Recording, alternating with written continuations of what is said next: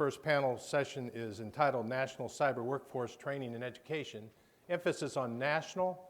In this case, it's national level leadership, national level agencies, and the perspectives and framework that they've created for the training of the national level cyber workforce. Moderating the panel this morning is Captain Retired Glenn Hernandez, former Chief Information Security Officer for the U.S. Coast Guard and a current Senior Consultant at OpEdge Solutions.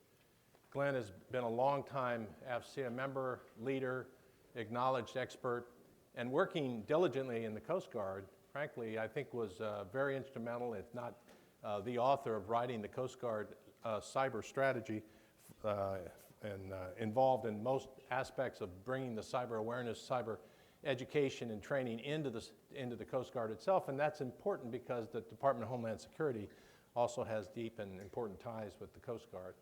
So we were indeed happy that Glenn would step forward and ask if he could have the privilege of moderating, and we had indeed said yes. He has brought with him a remarkable panel of experts who can talk about the range of subjects that we're interested in for these days. Glenn will likely sneak in one or two references to the education and STEM work that he's been deeply involved with throughout his career, and most recently in senior leader positions in the Coast Guards. Point out he's, as General Shea mentioned, we have a very active, important, and I think remarkable set of leaders in our cyber committee. And Glenn's been on that committee with AFCEA for 5 years. So ladies and gentlemen, I'd like to present the panel and ask you to welcome our panel to the stage. Thank you. Thank you, General. It's hard to say no to Bob Wood. So coming here to Augusta is my first time. Obviously, it was a pleasure, really a privilege to moderate for AFCEA. So thank you very much to AFCEA International and the chapter for supporting this effort today. We have incredible leaders from the government here to talk about the national strategy regarding cyber workforce. And upon coming in, I was thinking, when did I ever even get close to Augusta? And my thinking was the airport over Atlanta and the Masters coverage. You know, that was the closest I've ever seen. So coming here to Augusta was a real privilege. Had an opportunity to go to the Army Cyber Center of Excellence yesterday. I met with Dr. Margie Waters, true gem, over at that command. And she's got an incredible perspective on the gaps that we're having within our national workforce. There's an estimate that cyberseek.org, in collaboration with NIST, puts out a website. If you get an opportunity to look at it, they're looking at the national heat map of where our workforce currently is in the United States. And so currently, if you go to that website, there's about 250,000 vacancies throughout the United States right now seeking people to fill these jobs. And it's estimated by 2020, the gap globally for the cyber workforce is going to be 1.8 million. So there is an oncoming onslaught of a huge gap in our country. And our leadership is trying to understand how to grasp with this topic. And I think you have an opportunity to meet with these leaders within our government throughout the next couple days and ask them questions. But I want to introduce them real quick. This is Bill Newhouse from NIST. Also from OPM, we have Veronica Villalobos. And from DHS, we have Noel Kyle. So I look forward to your questions. Please send them to askmecerts@gmail.com, I believe, and we'll get those questions towards the end of the presentation. There's a lot of information we want to get across in a very short amount of time. So please think about your questions. Please engage the audience. So I'm a son of a Coast Guard retiree from the Coast Guard from the Philippines, and when he came into the United States, he told me as a kid, education is your key to success. And so as I progressed throughout my career, I took every opportunity while I was in the military to engage in those opportunities for education, and it has certainly paid off. The other thing that has been successful to me from my perspective is my association with AFCEA. When I graduated from the Coast Guard Academy, Admiral Poland issued each one of us that graduated as electrical engineers from the Academy a student membership to AFCEA. And throughout my 27 years, I have found an incredible resource through the networking, the opportunities, that I have seen through that engagement. And being on the cyber committee today, it's incredible, the conversations that we're having nationally within that committee. And so within the committee itself, I look at cyber workforce and education opportunities across the country.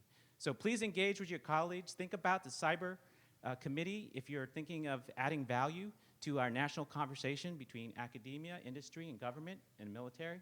And look forward to your feedback. And I want to introduce Bill Newhouse, who will give the first presentation for NIST. So if it's all right, I'll stand here and talk about things. So conversations, that's what NIST tries to create and craft through consensus-based processes, which lead to NIST special publications. And in particular today, I'm going to be emphasizing one that came out of the National Initiative for Cybersecurity Education's program office. NICE is the name of our program office. I'm the deputy director. And the special pub is the NICE framework. And I'll go through that a little bit, describe the context of it, and kind of tee us up for the rest of the 2 days we're together. I'm looking forward to hearing from many of you in the sessions that follow. The slides that I have are available to you on the website for this event, so you don't have to scramble to write everything down. And frankly, all the information that NIST does is open and transparent, and so if you Google NIST and NICE, you can read ahead and get ahead of my conversation. One of the things that that happened a couple years ago, there was a Cybersecurity Workforce Assessment Act, and in it said, hey, actually there was a Cybersecurity Act of 2014 that said we need to have a strategic plan for cybersecurity workforce training and education.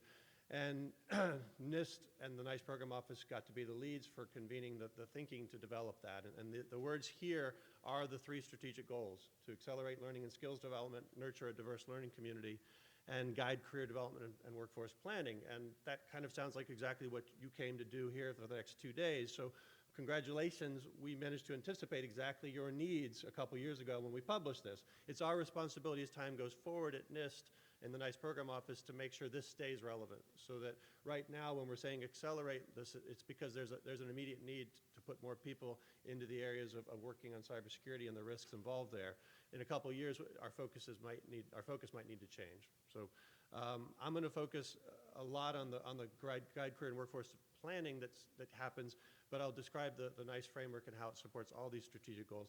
I know later you're going to be hearing about programs where we're giving opportunities to students. SANS has a CyberStart program you're going to hear about. These are all things that are relevant to the strategic goals here, and there's some objectives under each of these strategic goals. And I want to point out in goal 1, so rapidly increase the supply of qualified workers is one of our sub-objectives. Reduce the time it takes and potentially the cost as well to help people get the knowledge, skills, and abilities needed to do this work. Find the people who are displaced in our economy and underemployed and bring them into this field is part of this area. Apprenticeships, you've been hearing a lot more, I imagine, if you've been paying attention to the news and to the feeds about cybersecurity workforce, that apprenticeships is a model by which we can get people into these fields. So there's ways to accelerate this that aren't going to be following traditional models of go to 4-year schools and go to grad school and things like that. So these are the sub-objectives. And then to being able to figure out how to identify the gaps. Veronica is going to be touching on that deeply. How do we then say, okay, I know more about my workforce or the people who are coming into my workforce. How can I anticipate where I'll have gaps in the work that I'll be doing? In goal 2, to nurture this community, we want to improve everything that we're doing in this space, and so that's aspirational and hard to measure, but to learn from each other so that when we have a successful program, you can decide if it's something you can implement locally where you are. To measure and validate that students have skills, that the people coming into your workforce are the ones you need and have the right skills and abilities. That's still a tricky thing, so as I learn this the next 2 days, I want to hear how you do that so that we can start to share that nationally. Find women and minorities and get them into this field is also part of that underrepresented idea. But diversity of thinking is something we can't claim that in the last 20, 30 years of thinking about computer security, information assurance, information security, and now cyberspace and the security required there, that we've done this really great and so well that we've got it nailed down because of the way we think. We need to involve more people and more ways of thinking about the problem so that we can come at it from every angle and potentially have a bigger impact on reducing the risk for our nation. And then, importantly, in the nurture and diverse learning community, is we want to make sure the students know that there's an academic pathway. It could be that four-year school model I said is traditional, but it could also be through two-year schools. It could be through apprenticeships. It could be through straight to training and straight into jobs. So let's make sure that our students, that they're inspired as they think about, and they're being told that STEM matters, that if we're not preparing our students to be STEM experts, that we're going to be behind. That's still true, and now let's figure out a way to encourage them to know that cybersecurity is a STEM career path that could be exciting for them. They'll be supporting the reduction of risk and the ability of our, risk is actually a negative way to think about it, but the ability for us to take advantage of all the technologies and add the security in so that we can evolve and grow our economy together. Specifically, I got the job to take a framework about the cybersecurity work and turn it into a NIST special pub. And we decided to do that to add that concept of it goes out for public comment. It exists as a NIST special pub number, 800-181. And you'll have some place to throw darts at to say, nope, you got it wrong, Bill, you got to fix this. I grabbed a lot of material that came from my colleagues at DHS, Noel's colleague Ben Scribner, and people before him, and OSD, Stephanie Keith, and before her, George Bieber, had started this conversation. And actually, before all of them, the Office of the Chief Human Capital at ODNI, Director of National Intelligence, was thinking about this problem as part of CNCI, Comprehensive National Cybersecurity Initiative. And they started asking people, what do you do in cybersecurity? And noting that, they developed a categorization of the work and then broke that down into specialty areas. Well, we had published that as an interactive PDF. We had published that as a spreadsheet, highly usable, highly available. I'm kidding. It was there, and if you knew how to find it, you used it. But if you didn't, it was tricky. So making it a NIST special pub added some visibility, and it means I have a next 20 years of updating this document and making it relevant. Because as soon as you write down, here are the knowledge, skills, and abilities for this career field, everybody's going to tell you, nope, we got new ones we need to worry about. You know, stop asking me what I do today, ask me what I need to do tomorrow, and get it into that framework so that I can then tell the students who are walking into my classrooms, this is what you need to know to be successful in our fields. So here are the sub-objectives for the goals around workforce, and we did actually publish it. It became final back in August, and by final it means I do have 20 years of iteration on it coming up.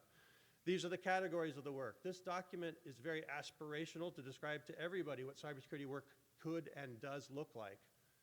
You won't find yourself and your job title in this framework. You will find your knowledge, skills, and abilities hopefully captured in this framework. And so it's got specialty areas, and now it's got work roles. There's a Defense Cyberspace Workforce Framework, the DCWF.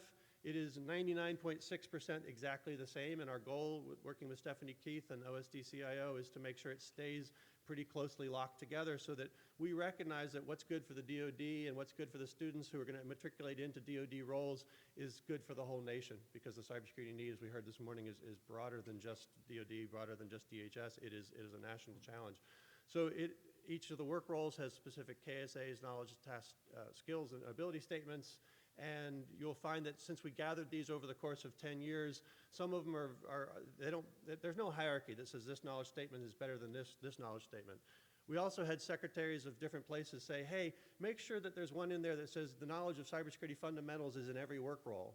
Now tell me what a cybersecurity fundamental is, and I can have 40 hands raised, and somebody would say least privilege, somebody would say access control, somebody would say lots of different things as a fundamental. But putting down that this matters was kind of pushed on by higher level things. OPM grabbed the nice framework and turned it into codes that we'll now use to identify our workforce by putting these work role codes onto people and into open positions in our government, so we have a sense of what those roles are doing, what those people are doing in those positions. So we built this framework. The audience is identified here. Wouldn't it be great if a technology provider was able to say the people who are going to run this gear need to have these knowledge, skills, and abilities, and they're typically in these work roles.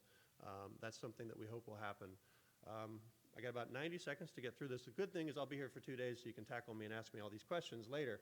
The framework becomes central to a bigger process, and this is the bigger process. This is a slide that my colleagues at OSD developed to get a capable and ready workforce. So the framework gives us the lexicon, that circle that keeps saying we come back around, we talk in the same terms. It'll be easier to measure our progress.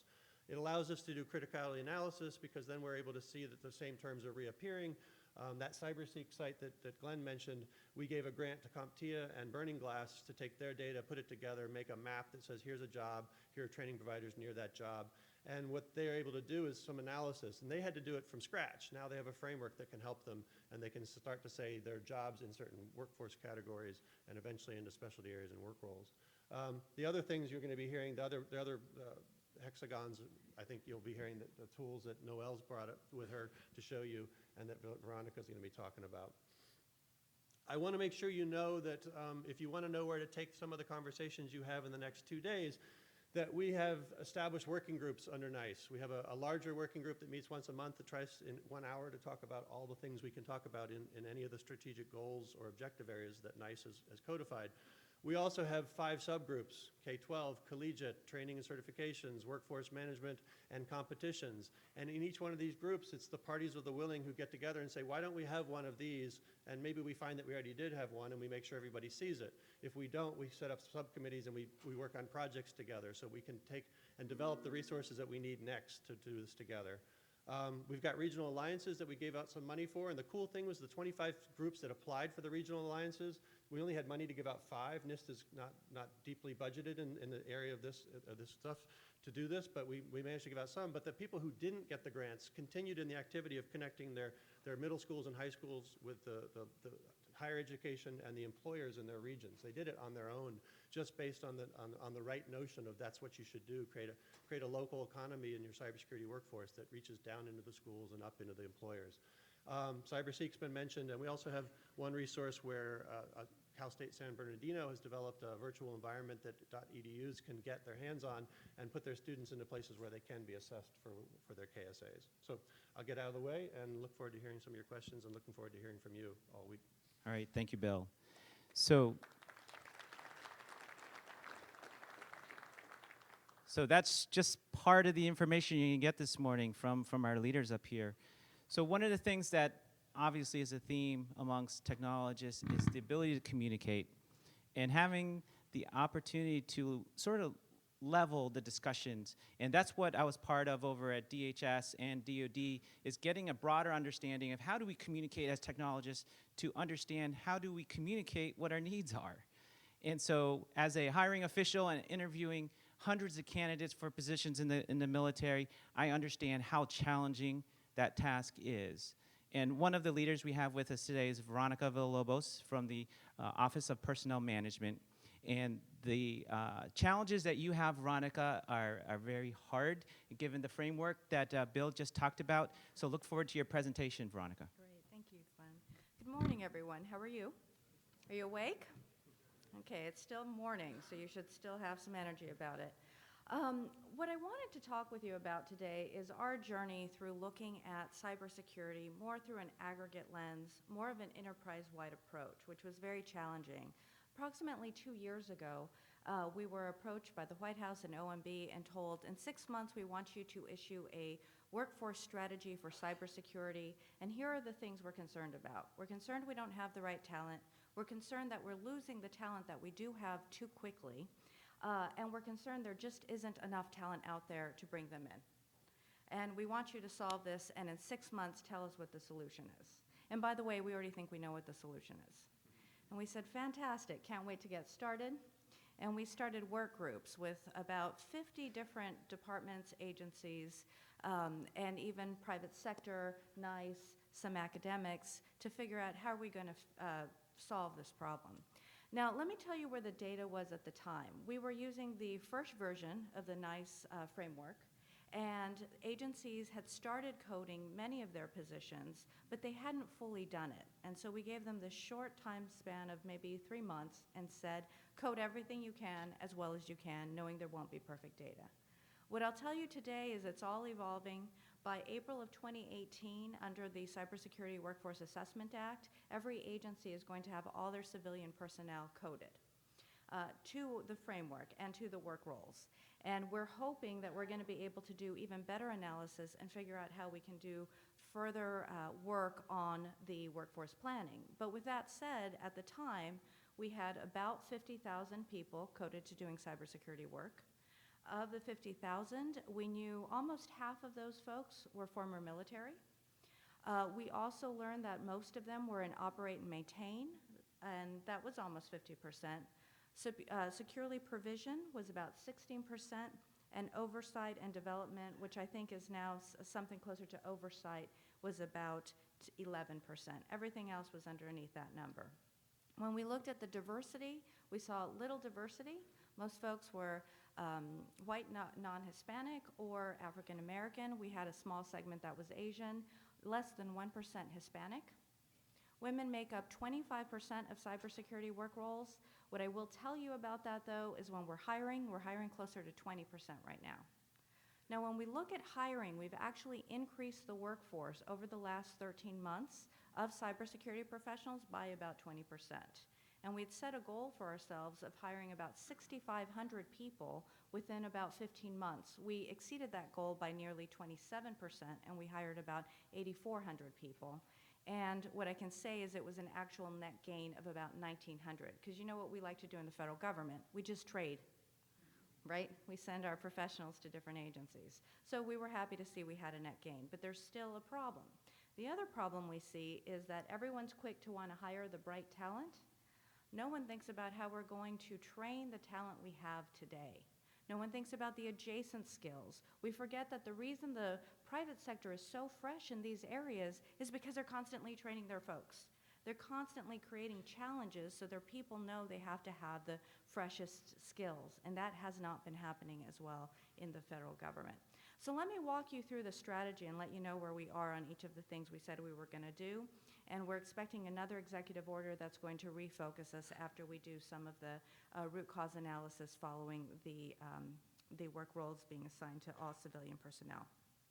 First, we're doing that workforce planning. Like I mentioned, April of 2018, everyone should be done coding. We're going to do a quick root cause analysis. We're going to look and say, where are we seeing gaps and where might we need direct hire authority, right? So we wouldn't be using the competitive process, which can sometimes theoretically take longer. Hasn't always proven out to be the case, but we'd give people direct hire authority. If I have time, I'll tell you a little story about that. Not everyone thinks it's the right answer because sometimes they don't assess right to make sure people have the right skills. We are also looking at how we expand the pipeline. Imagine that in the last 2 years, we have briefed thousands of people from the Centers of Academic Excellence, Scholarship for Service, students, you name it. We continue to see it's really important to start with the kids and to entertain them with cybersecurity and to make them understand why it's relevant to them, because they're going to be the fresh pipeline. And sometimes we're too short-sighted. We say we need it today, and we forget that if we don't think about the young ones, we're not going to have a talent pool for the future. So we're starting to talk to folks about that. We're seeing NICE, NSA, and DHS collaborate with academic institutions to make sure people are coming out with the right skills. And iterating on one thing that Bill said, you don't have to have a certain kind of degree for all of these positions. And that has been a barrier. Lots of employers, lots of federal employers have thought you had to, you don't. When we think about recruit and hire highly skilled talent, what I'll tell you is we came up with a government-wide recruitment strategy, but the most important thing we did is tell everybody you actually have some hiring authorities that allow you to bring people on quickly and non-competitively. And so once we did that, that's when we saw people were hiring faster and they understood what they could do. We had our first federal cyber hiring fair, and I think about 5,000 people applied to those jobs. There have been about 60 job offers made at this point. I'm looking forward to when we do the virtual version of this. What was important is that people became aware that the government cared about this kind of talent, and it's not just cybersecurity per se. There are other kinds of jobs that are related. We've put out guidance on recruitment, retention, and relocation incentives. Why is this important? Everybody says, why would they work for you? It's not the same kind of pay. And we agree. And here's the thing. Federal government is never going to pay people what the private sector pays in these areas, right? We have other benefits, though, and we really have to work with those folks who do cybersecurity to get them in front of the right talent pools and explain why it matters to have a mission. And we know that this next generation cares about that deeply.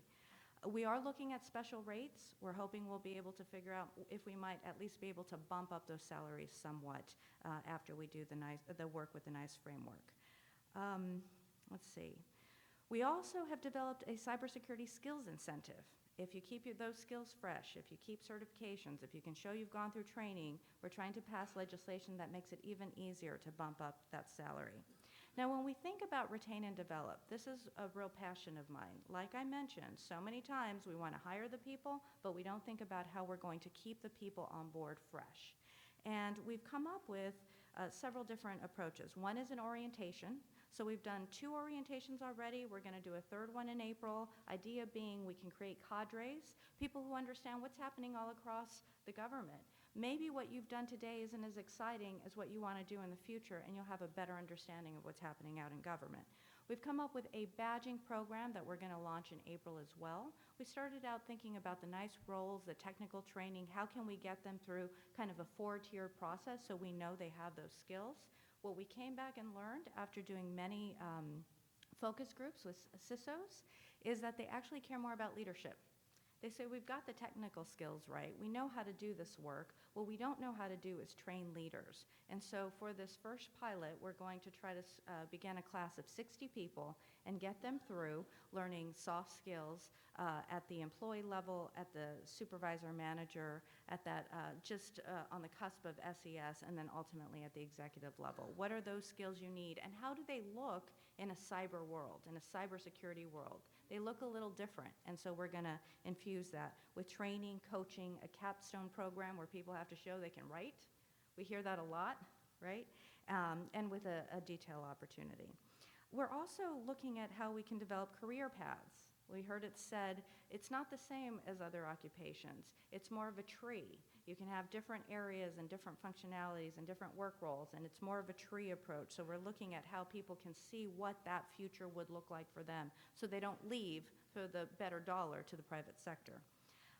We want to look at how we're going to leverage competitions. We're creating academic alliances. Right now we have 15 different academic alliances where federal employees can get reduced rates on tuition. It's these kinds of different approaches. They sound tactical, but when you put them all together, we're starting to see improvements.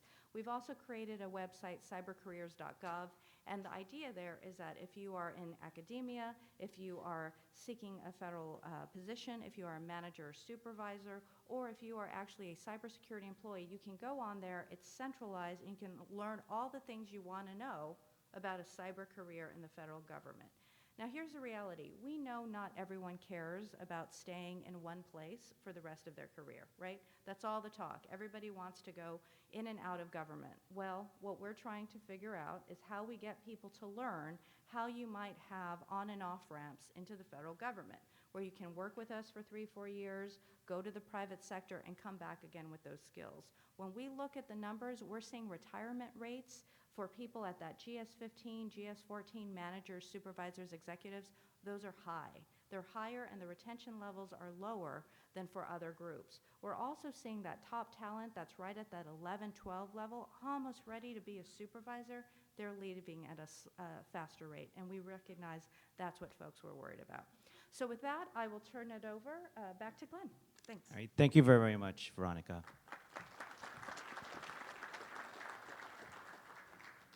Incredible amount of information. I didn't want to shortchange our speakers today. If you want to, you can find their biographies on the CERT's website. And also the presentations given by Bill and upcoming with Noel is available on the website as well. So if you want to get that information and retrieve some of the links on there, certainly I encourage you, and also send your questions to askmecerts@gmail.com. Just one quick story. So in 2015, President Obama came out with the cyber sprint across the federal government. And within the United States Coast Guard, I looked to the CIO and said, sir, we have a problem. We do not have enough people within the Coast Guard to respond to this crisis. And so he said, Glenn, what's your plan? And so within the Coast Guard, we have what's called the Incident Management System. It's a framework that FEMA uses. It's used throughout the country with firefighters in terms of a response mechanism within our government to respond to crises. Through this event, through the cyber sprint and implementing this cyber crisis management within the Coast Guard, I discovered something. We were getting reservists, civilians, and active duty throughout the Coast Guard that did not have necessarily a cyber skill set, but they were able to contribute to solving the problem because it was about teamwork, planning, and leadership. And so one of the things that I'm picking up, certainly through our panelists today, is that we're having that conversation about how we're going to achieve the problems that we have in our country through teamwork and through leadership. And upcoming is Noelle from DHS, the Cyber Education and Awareness Office, and she's going to talk about outreach and what we're doing with regards to speaking to schools and the initiatives that you have over at DHS. Great, thank you so much, and good morning, everybody. I'm so happy to be here today to tell you more about what DHS is doing to build up the cybersecurity workforce. Again, as Glenn mentioned, I'm here from an office called the Cybersecurity Education and Awareness Branch. We're located near our DHS headquarters back in Washington, D.C. So at CENA, we build and manage national cybersecurity workforce education, training, and workforce development programs. And I've been doing this work with the department for about 7 years, and previously I have many years of experience in other business areas like finance, marketing, and human capital. So I do want to tell you all about the great programs that we have, and these are all resources that you can use for free and you can download off of our website. But I thought I would also tell you a little bit about the department and about how we fit in to this national cybersecurity workforce puzzle and about what we're doing to build it up. So at the highest level, DHS, our vision is to secure the nation. And as part of that, we want to safeguard the American people, our homeland, and our values. So we do that with more than 240,000 employees who have a huge range of responsibilities. We have folks who work in aviation. You can think about the Transportation Safety Administration, or TSA.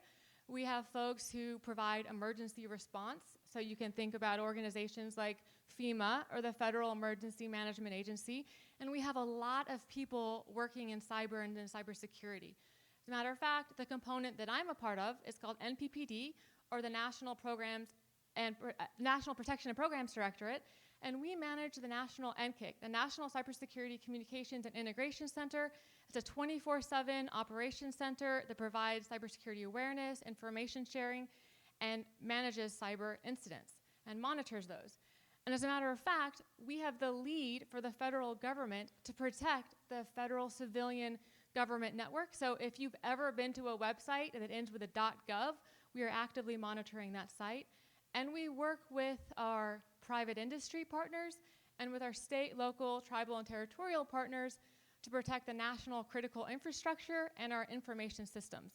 So we do quite a bit in cybersecurity. As a matter of fact, one of our key missions is to secure and safeguard cyberspace. And we recognize that as part of that, it's not only making sure that we have the technical infrastructure in place, that we have the hardware and software set up to protect the networks, but we also have to have the people in place too. And that's where our office comes in. Again, we run these national programs all aimed at building up the workforce. We know that there's a huge demand. You heard several of the statistics already today from Glenn, Bill, and Veronica about how many workers we need. We also use cyberseek.org quite frequently to look at those national job listings. And the NCIC that I mentioned earlier is constantly showing us the evidence of how these cybersecurity threats are increasing. Just in 2016, they received more than 110,000 pieces of information about cyber incidents, and they released more than 26,000 actionable reports, bulletins, and pieces of information about cybersecurity threats. So we know the demand is constant, and the risks and the threats against the federal civilian government networks are becoming ever more frequent, dynamic, and sophisticated every single day. So we know we've got to build up this workforce. The vision for my branch is to work with all communities to do that. We have programs in place with all of our community partners to build up this workforce and to build the pipeline. So we work with educators and trainers to help them build up a curriculum and build courses that will help train students in that next generation of cybersecurity worker. And we also work with employers. We ask them to feed us back information about what they project might be the skills needed in the future. And we work with employers to build up their own professional development programs and their training programs to make sure that we're training this workforce and keeping them up to date on their skills and their abilities. We also work with current workers and students to get them training and to get them interested in the field and for them to look at what their career paths could be as they move throughout their career. So I'm going to talk about some of the programs that we offer. As Glenn mentioned, all of these slides are online, so you can access them if you want to reference any of these websites, and if you want to look at this information in more detail later. So again, my office's name is the Cybersecurity Education and Awareness Branch. We have lots of programs in education and lots of programs in awareness. So at the very beginning of this curve is the idea that we have to increase cybersecurity awareness and improve cyber hygiene across everybody in our nation, all of our partners and their communities. So we run the National Stop, Think, Connect campaign. This is a year-long campaign. It offers many resources. At this dhs.gov/StopThinkConnect website, you can download toolkits, you can watch videos, you can watch webinars. There are so many resources available to you that you can also use and share with your own communities. Put your header on the top and send this out to the groups that you work with. We have more than 450 partners across the country, and I think that several of our partners are here in the audience today. And we have a distribution list of more than 40,000 friends of the campaign.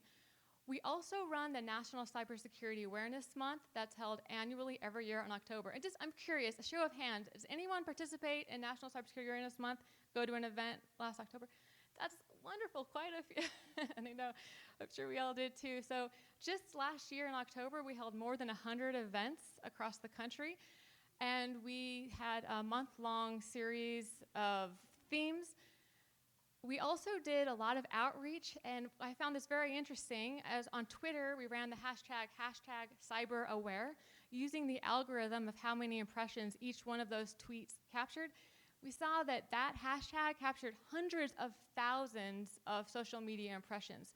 So people are definitely talking about cybersecurity, how to stay safe online, and this program is one of the ways you can get involved and join that conversation.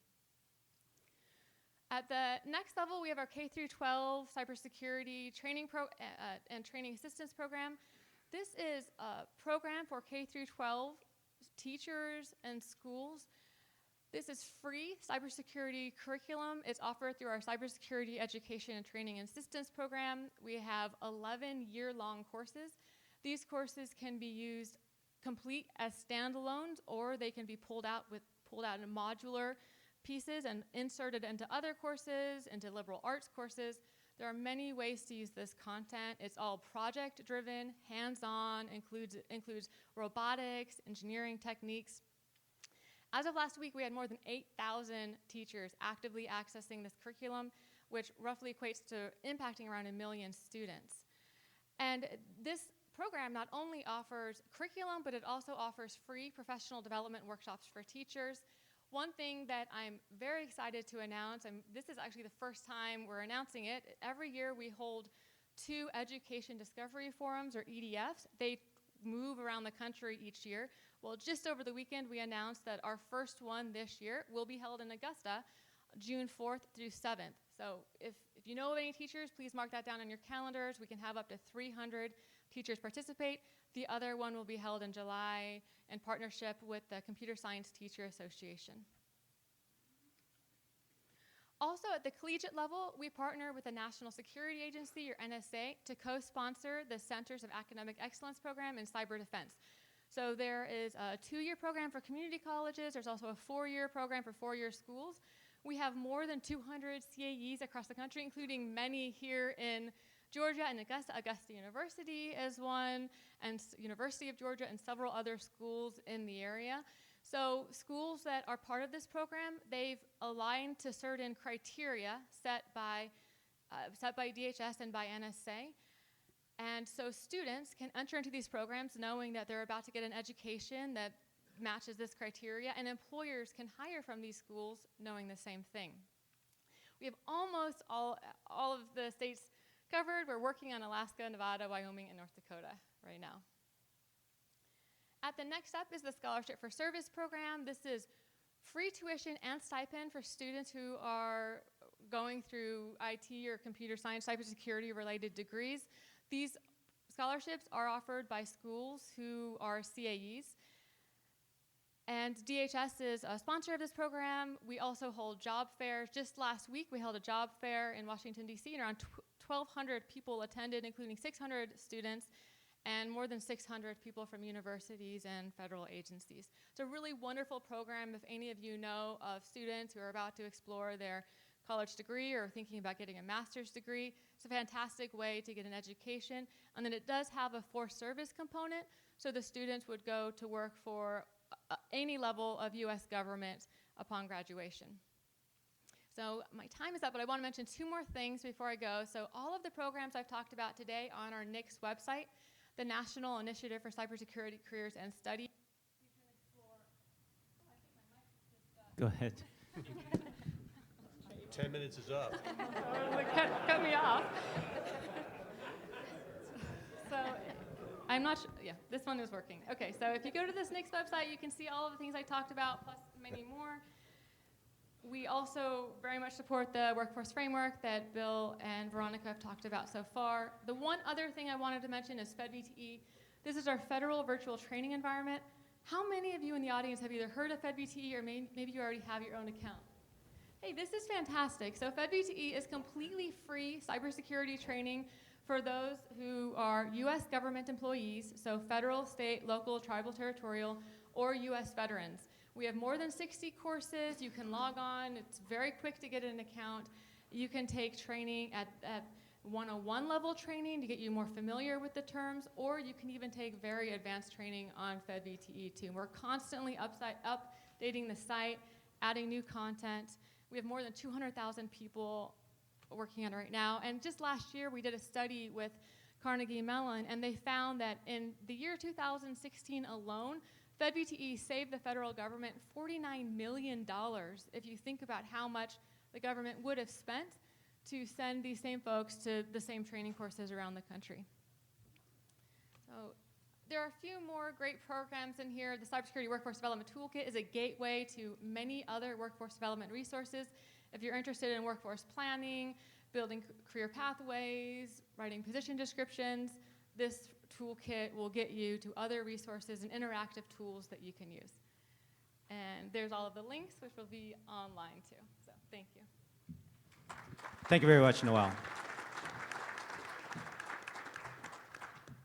So one of the things that I think organizations in the military and government do have the opportunities to go into our schools and partner with them to really share our experiences and information that we gathered. So one of the things I would encourage the audience to think about is I was talking to Dr. Waters yesterday, and I was impressed about the amount of engagement that the Cyber COE is having within the community and giving back to the schools. But each one of you is a leader within your communities to share this amount of information. How much exposure do our future have access to the information that Noelle just discussed, the initiatives within the government to try and bring in that talent, and we recognize how much of a challenge it is to bring it in to defend the country and really support the nation. So we're going to go into a couple questions, and I just want to encourage you folks to, do we have any questions coming in? Okay, we'll get to those in about 5 minutes. So before we go into those, I just wanted to give each of the panelists an opportunity to talk about what is your message to the audience to help you overcome the challenge that you're seeking to help support your mission. Bill. Get involved, and I think that's what you're already doing here. For us at NICE, we think our public working groups gives a great opportunity to cross-pollinate your skills, your knowledge, your needs, if you're military, if you're doing training, if you're doing education, with other parts of our other sectors, other people. So academic, industry, and government are getting together in each of those groups once a month, and then the subgroups work more diligently depending on the passion they have for that topic. So that's the place I think that right now we can offer you from the NICE Program Office perspective a place to come to start making an impact right away. Thank you. So as a federal employer, I have to ask that you keep sending us your talent, right? Because there will come time where people are ready to off-ramp, and we want them to on-ramp into the federal government to the extent possible. They also make great federal employees because folks who've been in the military understand the system. It isn't unfamiliar, and we see that sometimes with folks coming in from the private sector. It can be a challenge to harness that talent. I'd also say we've got to think about the kids, and I can't emphasize that enough. I have a stepdaughter who is 16 years old, and I kept telling her, you really got to look into cybersecurity, because I want her to get into the SFS program, right? I have my reasons. And she found a program in high school, and they take them for 2 weeks, and they pay them $50 a day to sit down and learn about cybersecurity. She did this all of her own initiative, and when we heard about it, we were thrilled. I thought, oh my God, she actually listens to me. After week 1, she said, I'm not sure I want to go back. And I said, why? This is great stuff. This is important. And she says, it's really boring. And they just sat her in this kind of a setting, and they talked to all of these kids for 5 days straight, 8 hours a day, and they didn't really make it engaging. And we're seeing the colleges and universities do more to try to make this engaging, but this is every day. This is their lives. This is what they have lived with since they were 3 years old with their little devices, and yet we haven't figured out how to crack that nut and make them understand how exciting cybersecurity is. So I would just say those are the 2 asks. Please keep sending us your talent, and please help us figure out how we're going to get the young kids excited about cybersecurity. And I would say from our perspective, it's the same. Just to get involved and to please take advantage of all of the resources that we have available. At DHS, we know we're trying to help build up the workforce for the nation, not just for DHS and not just for the federal government, but for everybody, for private industry too. And that's why we run so many of the programs that I just spoke about. But we need your help too getting that information out. If you can tell others about FedVTE, or if you can tell the teachers you work with that these programs exist, or if you can tell veterans that cybersecurity could be a great field for them, they can come onto FedVTE, get free training that could help them prepare for that next job. So just the more you can get involved with us, and the more we can hear from you too, your feedback about programs you know that are working well, or ways that you think we could work together, that's all great information. I'm sure there's many things we can do to partner, and you can contact us using the websites that you'll see online. Certainly. So I see a recurring theme here is how are we going to inspire the people that we come in contact with, our kids, our colleagues that don't know what we do for a living, don't understand the challenges that we're facing as a workforce, and encourage them to live their lives with a cause or a purpose to really find satisfaction in their lives. These may be the opportunities for them. So I was going to go to any of the questions. What did we have come in? The first question is for OPM. Can you please describe what methods or tools used to assess talent or aptitude for cybersecurity roles? Sure, thank you. So we have online assessments that we've been putting out, and they look at those soft skills and they look at problem-solving skills to see whether people will be a good fit. We tried this with the hiring fair, and I'll tell you, this I did not know as we got into it. That assessment can take up to 3 hours. And it's broken into 2 segments. And so we're looking at what's absolutely required to make sure we get the best talent. But there are some positives around that kind of online assessment. One is, you know, people are serious, right? If they stick through it and they go through the entire process, they care about this job, and we can figure out how well they're going to do in these different environments. 2, it gives you a basis by which you can tell the difference from one candidate to the next. Otherwise, you're just looking at a resume. You might go through a traditional interview process. And this was a story I was going to tell earlier. We have an agency who, and I won't name them, but they did a hiring fair about a year ago, and they kept talking about what a wonderful thing this was we were able to do on-the-job hiring, or on-the-spot hiring, and we did some of that at our career fair as well. Now what they're coming back a year later and telling us is, well, maybe we didn't assess them right, because we picked a lot of people based on that resume and we found them qualified, but now we're questioning whether they were the right people for these jobs. So it is a difficult balance to hit. 3 hours for an online assessment is likely too long, and we've got to figure that one out, but we do believe strongly that those kinds of online assessments will change the way that we're bringing on talent. Thank you. The next question is for the panel at large. What types of programs have you seen that have been most successful at training displaced workers for valuable entry-level cyber jobs? And how can academia help make these programs available, whether it be grants, continuing education, et cetera?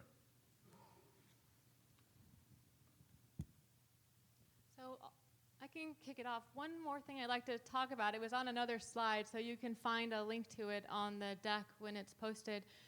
On our NICS website, we also offer something called the training catalog, the NICS Education and Training Catalog. So we have courses all that are more than 3,000 courses listed all across the country from more than 125 different training providers. And these vary so much in terms of cost, topic, location. There could be, and there are, many training programs on that website, and those are training courses that everybody can access. I know the Fed VTE that I spoke about does have that government employee and veteran focus, but the NICS training catalog is available to everybody, so I think that's a great step for folks to take when they're looking to explore the cybersecurity education and training. So I'd like to promise to look for a better answer than just the one I can come up with, because it's going to take some time. One program that comes to mind is GICS, or GICSR. It was in Florida, and the idea is down at around the Cape, there's a whole lot of STEM talent, scientists, and can they be cross-trained over into cybersecurity? What I don't have is the metrics, but that was an aspirational goal of that program that started about 4 or 5 years ago, and I don't know if Deb Copes or anybody else from that program is here, but I think you might have better answers off the top of your head that I'm coming up with now. But I'll look one up, and I'll make sure we put it into the notes for this section so you guys can come back to this question, because that's the kind of thing we want to find out, is what has been successful. Where do you go to find displaced workers? What skills are you grabbing and then amplifying so they can come into this workforce? And I don't have I got here at 2 a.m. last night because my flight, I'd never been de-iced in Atlanta, but now I have. So. I know I heard someone say NDU is here, correct? And I know one of your programs has been on how you were going to take classes of folks and within 6 months train them in cybersecurity. And these were folks with all kinds of different skills, not necessarily IT or cybersecurity. And I have to say, got a chance to go over there and see how the training would occur and walk through one day with one of the classes, and I was highly impressed. And we could not emphasize enough to the agencies, the talent's out there. You just have to look in the right places, and here's an example of the right place. The other thing, I believe it's the University of North Dakota who has something, and it's a little different than training new skills, but they do work with especially girls to try to get them interested in cybersecurity, and they have a summer program that I believe is a month long, or around that length of time, to get them interested in what's happening in this world and try to get them into degree programs. Thank you, Veronica. So one of the programs that I'm exposed to, that I'm aware of, is the Veterans Administration has their Veteran Rehabilitation Education Program to help those transitioning veterans coming out of the service get re-educated into skills, attain skills that can help them get into careers that can help them post-service. So that's one of the things that we can do. I encourage you to seek us out. I talked to the panelists. I think they're going to be here over the next couple of days. Please talk to them, ask them questions, engage with them, challenge them with things that you're seeing from the field that can help us generate what we need to do in regards to policy and doctrine across the government. I think we have time for a couple more questions. The final question is, does OPM cyber assessment test online assess cognitive, non-technical skills?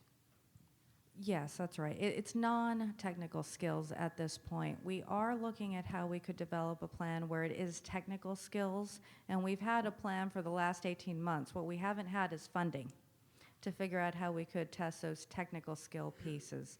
But we continue to work on it, and someday I believe we will have funding and we'll be able to put that plan into place to do the technical piece. The other one, I wouldn't necessarily call them all cognitive skills. It's a range of different types of skills that we know align to this kind of technical position.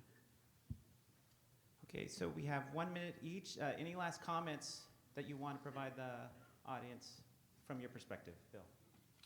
Yeah, I was thinking just about the notion of what could you do to test, candidates for jobs and things like that. There are no yet created, nice, validated tools to measure cybersecurity skills. That would be a giant argument that would take a long time to be specific enough to come up with a process. But you can picture NIST has a history of validating the testing process by which crypto algorithms are validated for use in products, so that the FIPS 201 standards happen because we validated labs independent of the government to do something.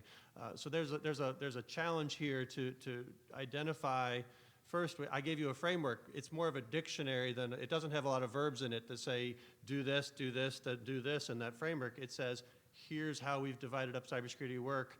Use this as a reference to build the other tools. So there's more work to be done. And because of that, the maturity of being able to say very specifically, I can validate that if you pass this test, you're going to be great at this, isn't there yet. It's going to take a lot more work to get there. And I think some of you may have steps in that direction that I want to hear about, and you're going to hear about, I think, on other panels. Yeah, before we go to Veronica, one of the things I also picked up being on the other side of the picture is the soft skills that people have with regards to cyber security and cyber in particular, and how we're going to translate that difficult skill of speak, write, and be able to communicate, like I was talking earlier about having that common lexicon to articulate what exactly the problem is and how we're going to solve it as a team. So certainly a challenge for all of us. Veronica.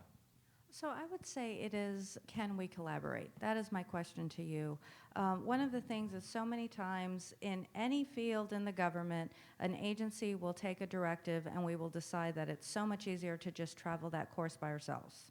And we won't necessarily listen to all of our partners, truly collaborate, and try different approaches, because the reality is one size will not fit all when it's a difficult, complex problem. And so what I would ask is, how can we work together? Are there areas where we might be able to leverage resources? Are there ways that you all have ideas of what we might be able to do that we could start small pilots and begin to figure out how we're going to solve this problem? Before doing this work, I was the director of the Office of Diversity and Inclusion, and I remember we had a director at OPM who wanted that silver bullet. How are we going to solve this problem in the federal government? And I struggled with explaining to him that no, we have to have many strategies, and we will see incremental change, but then we will see it take fire. Eventually, we'll see the improvement. And it finally occurred to me, the reason is we are diverse. The desires that we have, no matter what your background, will differ. And what excites you about a job, the reason you want to stay, the reason you want to work there, the way that you're going to learn, it's all going to be different. So we're going to have different solutions to meet that diverse need. Great. With my closing comments, I just wanted to mention one other research area we're working in right now, which you all might find interesting. It's something based off of the workforce framework that Bill described. We're looking at, and as Bill said, the framework states what cybersecurity work is. These are the tasks you would do. These are the KSAs you would need to have to do the work. So we've asked the next question, which is, well, what type of factors or capabilities or background learning pieces and factors would you need to do the work? There's a conversation, and Veronica mentioned it today too, about what do these workers need when they enter the cybersecurity field? Do they need a degree? Do they not need a degree? Are there certain cybersecurity work roles where a degree would be helpful, and are there certain where maybe you need more experience? So we went out across the federal government and we talked to subject matter experts, people who are doing the work now, to ask them the question, hey, based off of your experience working in the field, what do you see as useful when somebody starts this career? So we've put all of that together in a report, and we're working on finalizing that now. We're working with Bill and his team on that closely. So that'll be coming out soon, and we think that that will be really helpful to this conversation too, to show people these are the different types of capabilities or attributes you might either want or look for if you're trying to get a job or if you're looking to hire. So this field is constantly changing. More research is being done every day. This is an example of one of those research areas, and we look forward to keep sending out more information, and we're looking for your feedback on all of these things too. Thank you, Noelle.